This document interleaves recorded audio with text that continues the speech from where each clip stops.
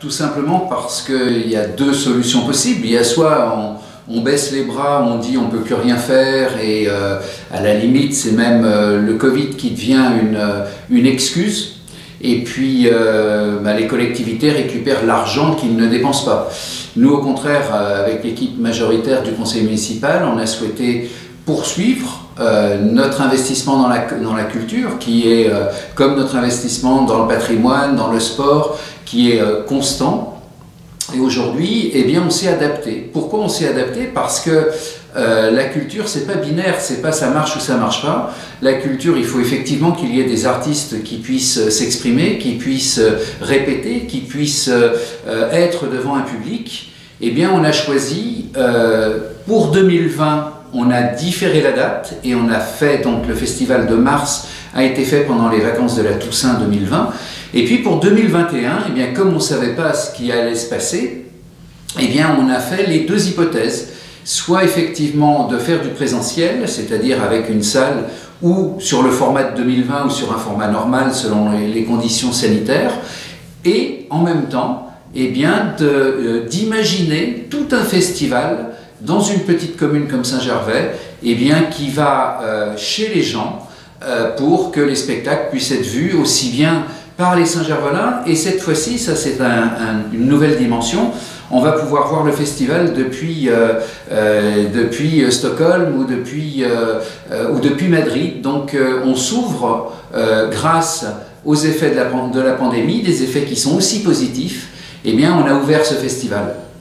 Donc aujourd'hui, on sait qu'on ne peut pas le faire en présentiel, eh bien il faut s'abonner avec un prix très modique, c'est 60 € pour tous les spectacles du festival, donc c'est pas cher du tout, et si on veut en voir qu'un, c'est 12 €, et puis eh bien, que vive la culture, et puis que l'on puisse traverser positivement ces crises, qu'elles soient sanitaires ou qu'elles soient d'autre nature.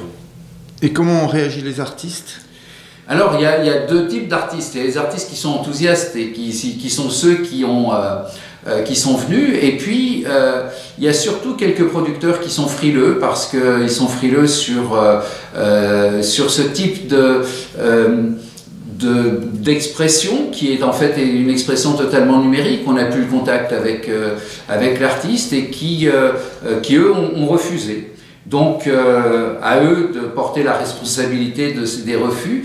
Mais bravo à tous les artistes, toutes les productions, à Arthur Jugnot, à tout le jury qui est venu à Saint-Gervais pour y croire. Et puis ça va marcher. Et on a en plus cette année la télé du festival qui ne nécessite pas d'abonnement, qui est sur YouTube, sur aussi le Facebook du festival et qui est animée par Sandrine Quétier. Qui va tous les soirs avec Calix de Migremont et des artistes eh bien, faire un peu la revue du festival pour que ce qui se passait avant dans la rue, ça va se passer dans votre salon. Chose très importante aussi, l'argent que consacre la commune de Saint-Gervais à ce festival, eh bien, il retourne dans l'économie locale pour une grande partie parce que cet argent, il est dépensé pour la restauration des artistes, pour l'hébergement des artistes, pour tout ce que l'on peut avoir comme activité avec les guides, avec plein de partenaires. Et donc on est quand même dans une certaine belle expression d'économie circulaire. L'impôt des Saint-Gervelins sert aux Saint-Gervelins. Et puis il fallait quand même aussi qu'on fasse un clin d'œil à toutes celles et tous ceux qui sont engagés dans la lutte contre la pandémie aux hôpitaux du Mont-Blanc. Donc on a pris l'initiative de leur offrir à tous, quelle que soit la fonction dans l'hôpital, du chirurgien à celle ou à celui qui nettoie à la blanchisserie ou dans les couloirs, eh bien une place pour la dernière soirée, la soirée de gala avec la remise des prix.